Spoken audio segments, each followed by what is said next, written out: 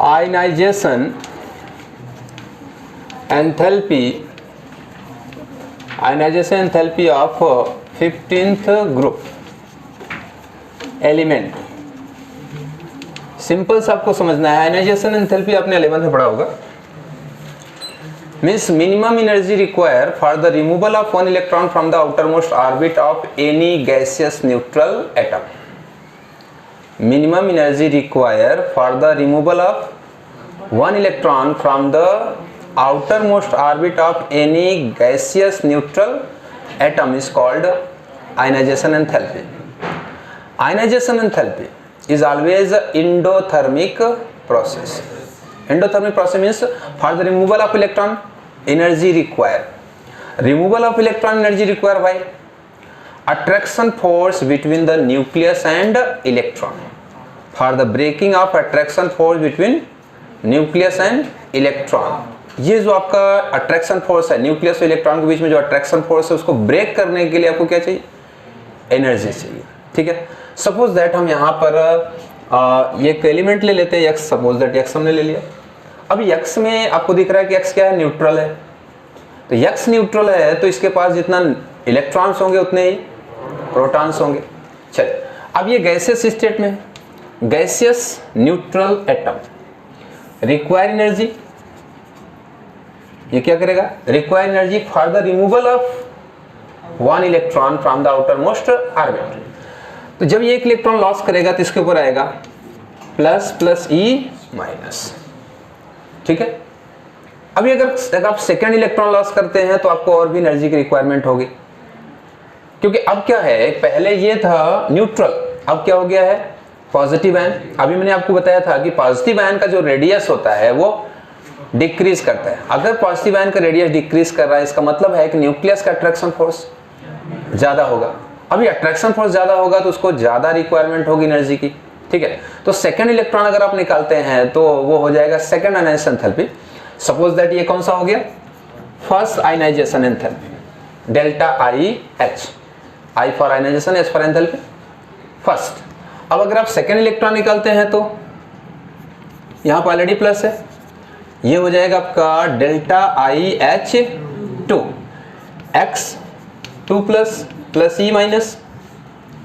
Okay, same as X 2 plus delta I H 3 gives 3 plus plus E minus.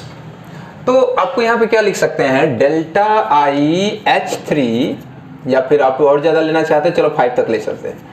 Delta I H 5 greater than delta I H 4 greater than delta I H 3 greater than delta I H 2 greater than delta I H 1। ये reason आपको पता चल रहा है कि ऐसा क्यों हो रहा है, क्योंकि जैसे जैसे पॉजिटिव चार्ज इंक्रीज करेगा न्यूक्लियस का अट्रैक्शन फोर्स इंक्रीज करेगा और आप एनर्जी दे रहे हैं किसी अट्रैक्शन फोर्स को ब्रेक करने के लिए। तो पहले कंडीशन में positive negative equal, same attraction force, तो आपने जितनी एनर्जी दिया, सपोज दैट 10 किलो जूल दे दिया, तो सेकेंड टाइम क्या होगा? 1 पॉजिटिव चार्ज उसके पास आ चुका है। इसका मतलब है कि न्यूक्लियर फोर्स हाई हुआ और इलेक्ट्रॉन क्या हो गए? लेस। तो अट्रैक्शन फोर्स इंक्रीज करेगा।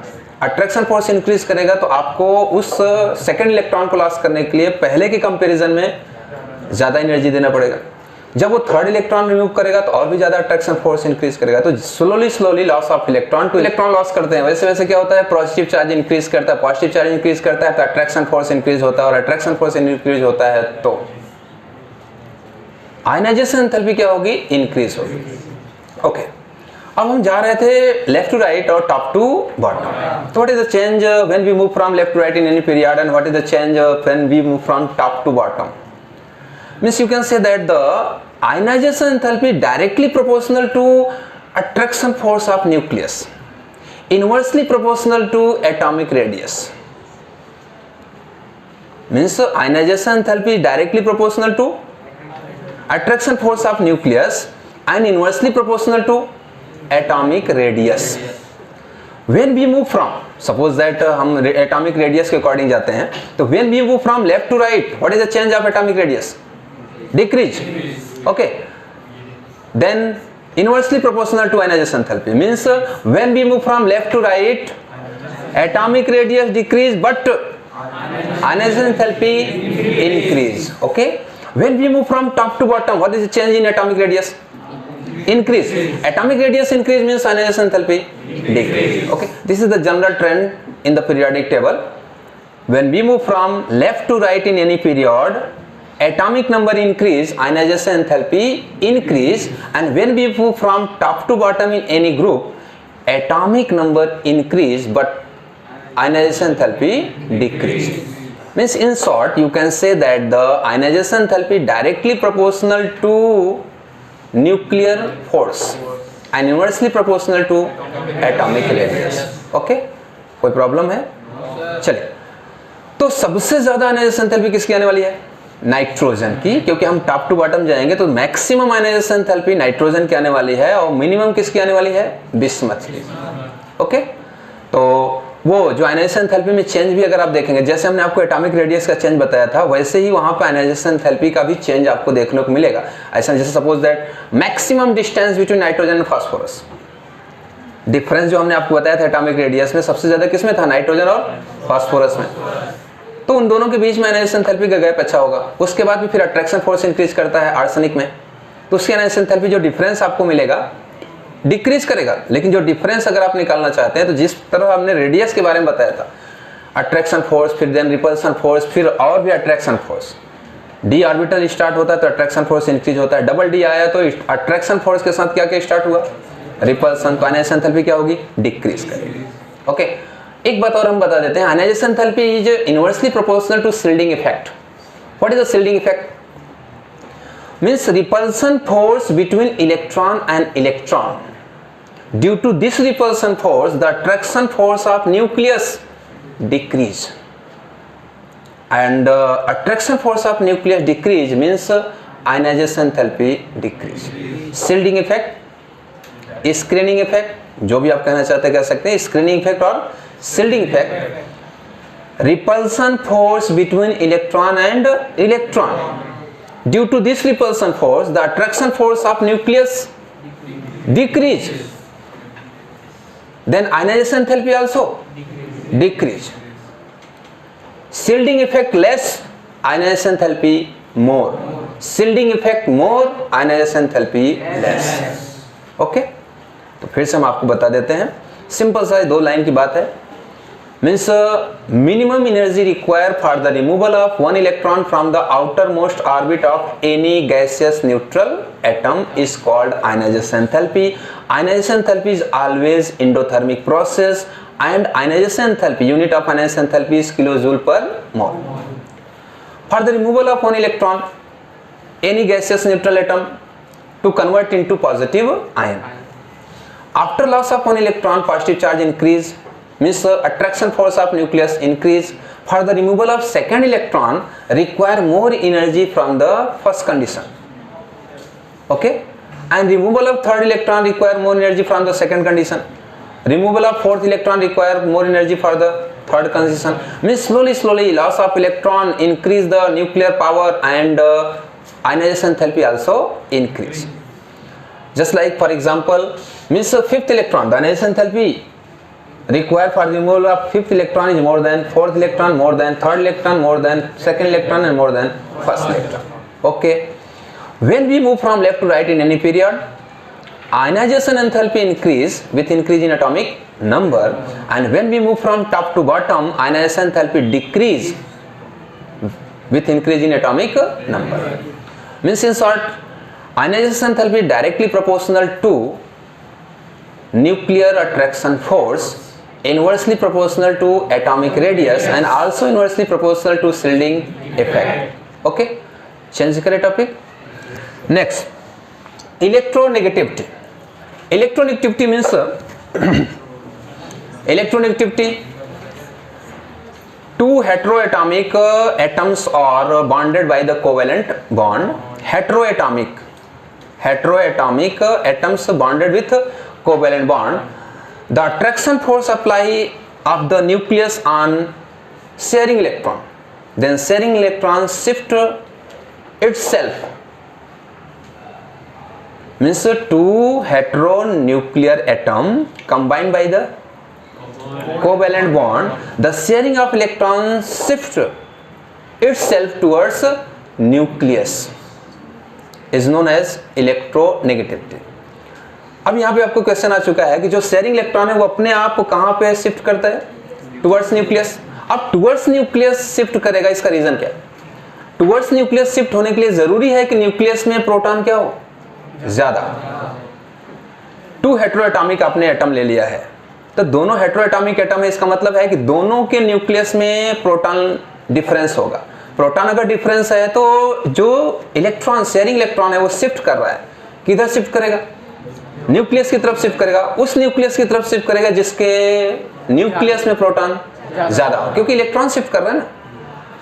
तो जिसके न्यूक्लियस में प्रोटॉन ज्यादा हो और जिसका एटॉमिक रेडियस लेस हो, means minimum atomic radius and maximum proton in the nucleus, their electronegativity will be maximum. Means atomic radius minimum and nuclear power maximum, their electronegativity will be maximum.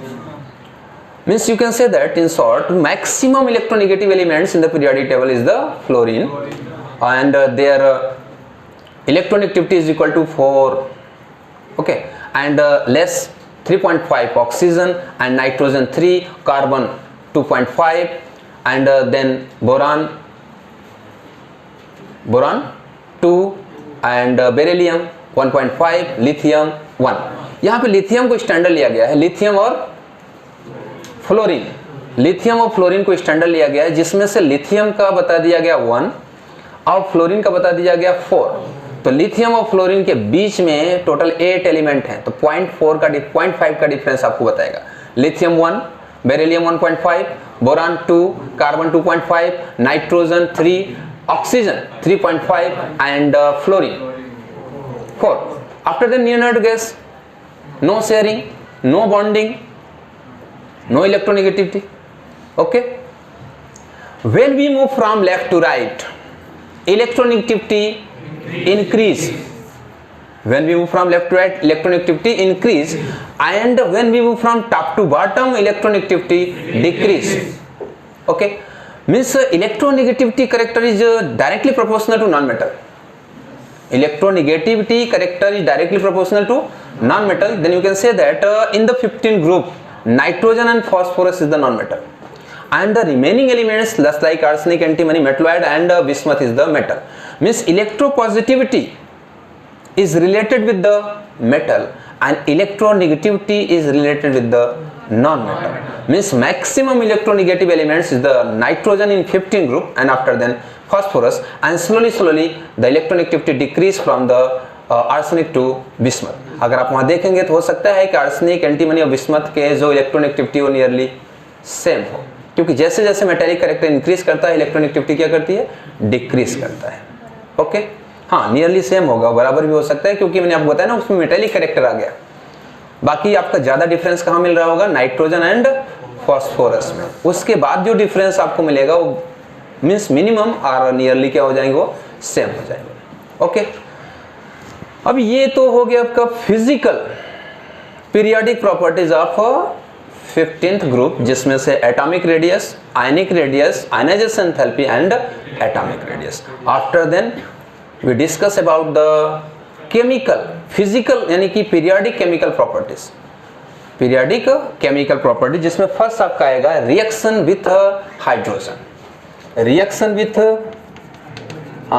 With hydrogen. 15 group element react with the hydrogen to form MH3 type hydride. 15 group element react with the hydrogen to form MH3 type hydride. You know that means 15 group elements have 5 electron in outermost orbit. For the complete their octet require 3 energy. Due to this reason, means 15 group elements bonded with the hydrogen MH3 type. Just like NH3, PH3, ASH3, SBH3 and BiH3, where M is equal to nitrogen to bismuth. The character hydride means 15 group hydride, their character are basic in nature. Basic, you know that all elements of 15 group combined by the hydrogen to form 3 covalent bond, and after formation of 3 covalent bond they have one lone pair electron. One lone pair electron. Lone pair electron donor is known as Lewis base. Lone pair electron donor is known as Lewis base, and lone pair electron acceptor is known as Lewis acid. According to Lewis, these elements behave like a base, in which ammonia is the most basic, and when we move from nitrogen to bismuth, their basicity character decrease, acidic character increase. कैसे? Suppose that यहाँ पर आपने ले लिया N, H, H and H. We know that the electronegativity of nitrogen is more than hydrogen. So this nitrogen have lone pair electron as well as electron density on nitrogen increase. इसके पास lone pair electron है, इसके साथ साथ electron density क्या हो रही है? Increase कर रहा है, क्योंकि अट्रैक्शन फोर्स है. अट्रैक्शन फोर्स यानी इलेक्ट्रोनेगेटिविटी हाई है, तो इसके ऊपर आ जाएगा पार्शियल ट्रिपल माइनस. तो ये निगेटिव यानी कि लोन पे इलेक्ट्रॉन है, साथ में इसके पास क्या है? इलेक्ट्रॉन डेंसिटी है, तो रिपल्सन फोर्स क्या होगा? हाई. रिपल्सन फोर्स अगर हाई होगा तो ये इजिली इलेक्ट्रॉन डोनेट कर देगा. सपोज दैट हमने यहाँ पे ले लिया H+, तो ये इजिली इलेक्ट्रॉन इसको क्या करेगा? डोनेट करेगा. जब इजिली इलेक्ट्रॉन डोनेट करेगा तो ये चेंज हो जाएगा आपका NH3+, ओके. तो अब सवाल यहाँ पर है कि आपका क्वेश्चन यहाँ पे इसने क्या कर दिया? इजिली इलेक्ट्रॉन पेयर डोनेट किया. इसका मतलब easily electron pair donor is strong base. जरा बिस्मथ के पास आइए. अभी आपको बताया कि when we move from top to bottom electronegativity decrease, और ये आपका है बिस्मथ. ये मेटल है, और मेटल की इलेक्ट्रोनेगेटिविटी नहीं होती बल्कि इलेक्ट्रोपॉजिटिविटी होती है. इलेक्ट्रोपॉजिटिविटी होती तो ऐसे कंडीशन में इलेक्ट्रोनेगेटिविटी किसकी हाई हो जाएगी? हाइड्रोजन की, क्योंकि हाइड्रोजन नॉन मेटल है. हाइड्रोजन नॉन मेटल है तो उसका जो करेक्टर है मतलब इलेक्ट्रॉन गेनिंग करेक्टर कुछ ऐसा हो जाएगा. BiH, H एंड H, ये कुछ ऐसा हो जाएगा. ओके. लोन पेयर इलेक्ट्रॉन इसके पास भी है, लेकिन अब सवाल यहां पर है कि इसके पास हो गया 3 positive. Electron density on bismuth decrease due to difference in electronegativity between bismuth and hydrogen. Bismuth electron moves towards hydrogen side. अगर हाइड्रोजन साइड जा रहा है तो इलेक्ट्रॉन डेंसिटी कहां इंक्रीज करेगा? हाइड्रोजन पे. इलेक्ट्रॉन डेंसिटी डिक्रीज कहां करेगा? बिस्मथ पे. अगर बिस्मथ पे पहले से इलेक्ट्रॉन डेंसिटी डिक्रीज कर रहा है, उसके पास पॉजिटिव चार्ज आ रहा है, तो क्या पॉजिटिव चार्ज इलेक्ट्रॉन लॉस करेगा? नहीं. तो पॉजिटिव चार्ज इलेक्ट्रॉन लॉस नहीं करेगा. इसका सीधा सा मतलब है कि उसका जो बेसिक करेक्टर है वो क्या कर चुका है? डिक्रीज कर चुका है. वो इलेक्ट्रॉन लॉस नहीं कर सकता बल्कि इलेक्ट्रॉन क्या करेगा? गेन करेगा, क्योंकि उसके पास इलेक्ट्रोपॉजिटिविटी हो रहा है. तो इलेक्ट्रोपॉजिटिव एलिमेंट्स हमेशा क्या करता है? इलेक्ट्रॉन गेन करता है. तो आप इसको बेसिक में ही मानिए, लेकिन आपको ये समझ में आ रहा है कि when we move from hydride of nitrogen to hydride of bismuth, their basic character decrease, acidic character increase. Okay. तो इन शॉर्ट हम फिर वापस आपको रिपीट कर देते हैं. 15 group element react with the hydrogen to form MH3 type hydride, where M is the 15 group element. For example, M is equal to nitrogen, phosphorus, arsenic, antimony and bismuth. According to Lewis, these elements are basic in nature because they have a lone pair electron, and lone pair electron donor is known as Lewis base. But when we move from nitrogen to bismuth hydride, their basic character decrease, acidic character increase. For example, suppose that nitrogen, the electronegativity of nitrogen is more than hydrogen, then sharing of electron shift towards nitrogen side, then nitrogen have lone pair electron as well as electron density will be more. Electron density more, lone pair electron apply the more repulsion force. Due to this repulsion force, nitrogen easily donate electron pair. So ammonia is the most basic in this group. Okay. And when we reach on the bismuth trihydride, bismuth or metal, and their electronegativity are very less, and electronegativity of hydrogen is more, then electron of bismuth is attracted by hydrogen, then bismuth carry partial positive charge, and partial positive charge or positive charge, any elements cannot lose their electron, but positive charge or partial positive charge, they want to accept electron pair. So their character is not most basic, their character are least basic. Okay, so when we move from ammonia to bismuth, their basicity decrease, acidity increase. Okay, now तो ये आपका series आ जाएगा ammonia PH3, इस तरह आप series लिख सकते हैं. ओके, नाउ अब हम बात करते हैं बॉन्ड की. Their bond dissociation enthalpy. Bond dissociation means bond breaking energy. तो सबसे स्मॉलर बॉन्ड कौन सा होगा? नाइट्रोजन और हाइड्रोजन का. ओके, तो इसकी जो बॉन्ड डिसोसिएशन एंथैल्पी होगी बहुत ही हाई होगी. और सबसे लॉन्गेस्ट बॉन्ड कौन सा होगा? BH3 का. इसका मतलब इसका बॉन्ड डिसोसिएशन एंथैल्पी क्या है? लो होगी. ओके, एक बात हो गई आपकी. तो यहाँ पे बॉन्ड डिसोसिएशन एंथैल्पी. इसके साथ साथ हम आपको बताना चाहते हैं इसका करेक्टर. अगर बॉन्ड स्मॉलर है, बॉन्ड स्मॉलर है तो उसमें जो कोवैलेंट करेक्टर ज्यादा होता है. बॉन्ड स्मॉलर है तो उसके पास कौन सा करेक्टर ज्यादा होता है? कोवैलेंट करेक्टर ज्यादा होता है. और इसके साथ साथ ये जो आपका बिस्मथ है, इसके पास बॉन्ड लेंथ भी मोर है, तो इसके पास जो करेक्टर है वो आयनिक करेक्टर मोर होगा, कोवैलेंट करेक्टर क्या होगा? लेस होगा. ऐसा नहीं मैं कह रहा हूं कि ये पूरा का पूरा आयनिक है. मैं अमोनिया है उसके पास ज्यादा कौन करेक्टर है? कोवैलेंट करेक्टर अमोनिया के पास ज्यादा है. और slowly slowly when we move from top to bottom, covalent character decrease, ionic character increase. Okay, मिटा दिया अभी इसको. चलिए नेक्स्ट पॉइंट हम पढ़ते हैं रिएक्शन विथ हैलोजन, या फिर बोलिए ऑक्सीजन पढ़ लेते, ऑक्सीजन पढ़ लेते. Means 15 group element react with the oxygen to form two types of oxide, M2O3 and M2O5 type oxide. 15 group element react with the oxygen to form two types of oxide, M2O3 type oxide and M2O5 type oxide. Just like M2O3 and M2O5, where in M2O3 oxidation state is +3 and in M2O5 oxidation state is +5. For example, just like N2O3 and N2O5, P2O3 and P2O5, AS2O3 and AS2O5. Okay, and SB2O3 and SB2O5, and now Bi2O3 only. Bi2O3 only. Why? Their oxidation state is only +3.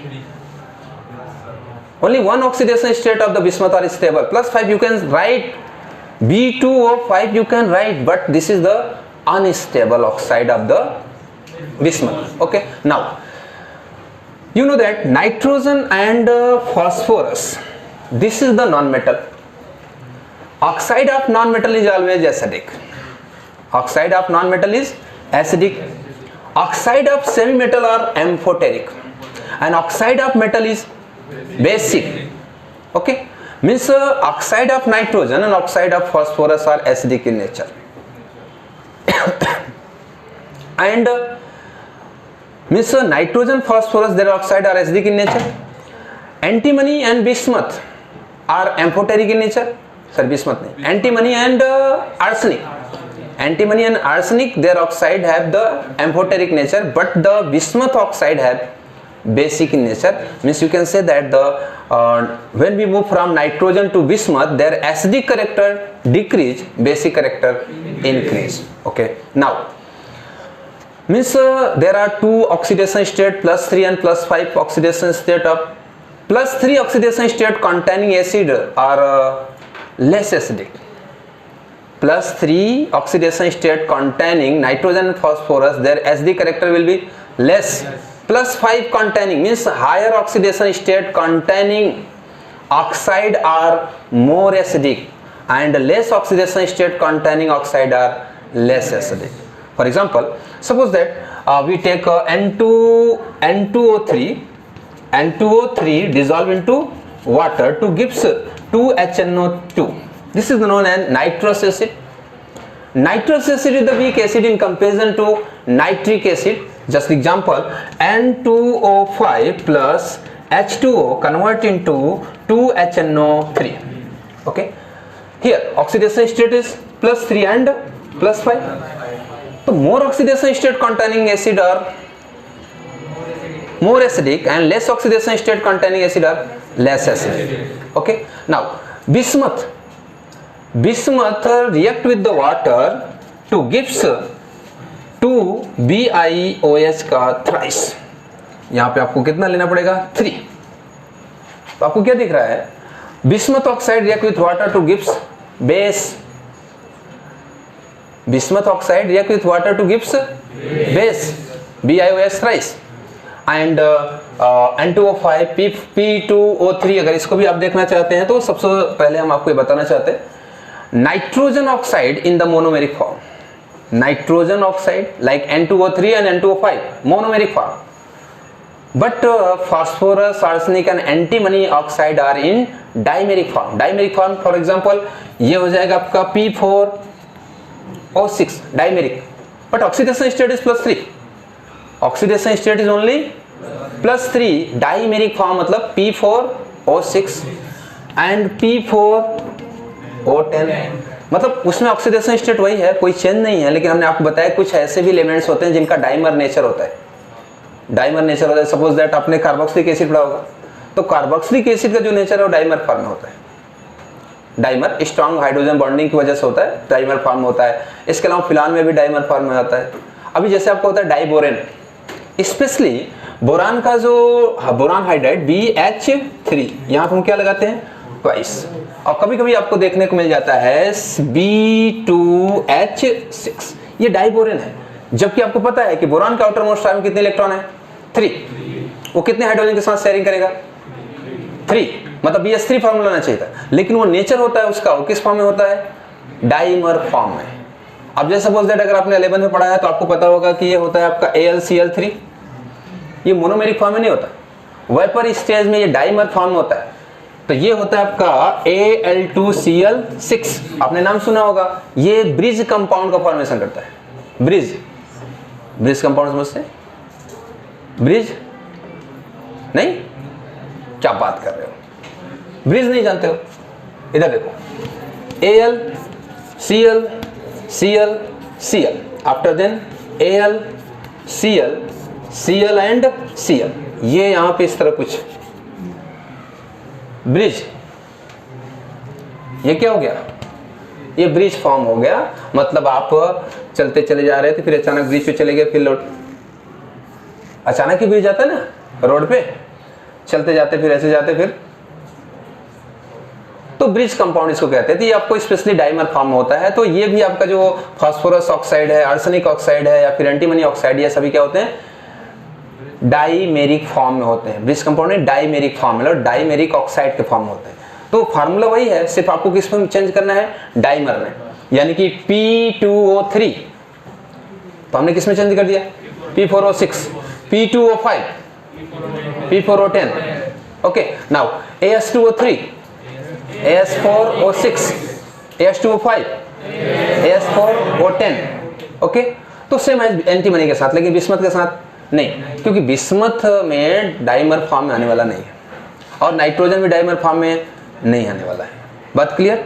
चलिए, तो हमने आपको बता दिया, फिर से आप सुन लीजिए. Means 15 group elements react with the oxygen to form 2 types of oxide. तो हाइड्रोजन है, फिर मेटेलिक कैरेक्टर होगा. तो मेटेलिक कैरेक्टर हम पहले ही बता देते हैं आपको.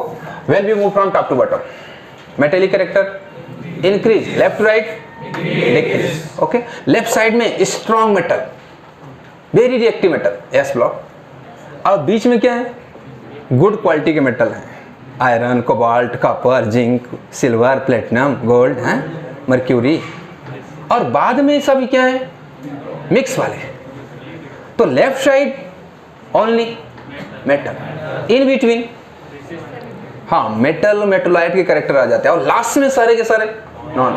हाइड्रोजन पूरा का पूरा नॉन मेटल, इनर्ट गैस पूरा का पूरा नॉन मेटल। जैसे आपका यस है ना, 2 ग्रुप, वैसे वहां लास्ट में जाओ तो ये मेटेलिक कैरेक्टर को आपको समझ में आता है। हैलोजन के साथ रिएक्शन हम आपको बताते हैं। Halogen 15 group element react with the halogen to form trihalide and pentahalide, MX3 and MX5. But nitrogen cannot form pentahalide. Nitrogen form only trihalide in which only one trihalide of nitrogen are stable, NF3. Okay, and remaining trihalide of the nitrogen are explosive in nature. Explosive in nature means 15 group element react with the halogen to form 2 types of halide, MX3 and MX5, where oxidation state in MX3 +3 and in MX5 +5. Okay, but nitrogen cannot form pentahalide. Nitrogen form only trihalide, and only one trihalide of nitrogen are stable at room temperature, NF3. Remaining trihalide just like NCl3, NBr3, Ni3, they are explosive in nature and their explosive character increase from chlorine to iodine. Okay, and the remaining except nitrogen, all other elements from trihalide and pentahalide just like PCl3 and PCl5 and SbCl3 and SbCl5.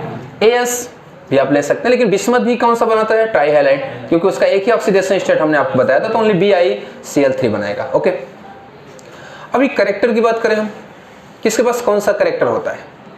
तो इसके पास जो भी character है means पहली बात तो covalent character है, लेकिन अब जब टॉप टू बॉटम जाते हैं तो इसके कोवेलेंट करेक्टर क्या करते हैं? डिक्रीज करते हैं, आयनिक करेक्टर इंक्रीज करते हैं। बात समझ गए? अब इसके साथ साथ अगर सपोज दैट हम बात करें कि जैसे सपोज दैट ये PCl3 है और इनके पास जो लास्ट है, मैंने आपको बताया था कि these metals have -3 oxidation state, minimum oxidation state is -3, and all elements of 15 group have -3 oxidation state with S block metal. S block metal के साथ अगर ये एलिमेंट्स आते हैं, यानी 15 ग्रुप के एलिमेंट्स आते हैं, तो इन सभी का ऑक्सीडेशन स्टेट क्या चला जाता है? -3। रीजन आपको पता है कि S ब्लॉक जो एलिमेंट्स होते हैं उनका ऑक्सीडेशन स्टेट कभी चेंज नहीं होता। फर्स्ट ग्रुप का +1 एंड सेकेंड ग्रुप का +2। इसका मतलब है कि वो उनका जब ऑक्सीडेशन स्टेट चेंज नहीं होगा तो इनका ऑक्सीडेशन चेंज होना है। वो इलेक्ट्रॉन हमेशा लॉस करते हैं, तो ये लॉस करते होंगे, लेकिन फिर भी इनको क्या करना होगा? एक्सेप्ट करना होगा।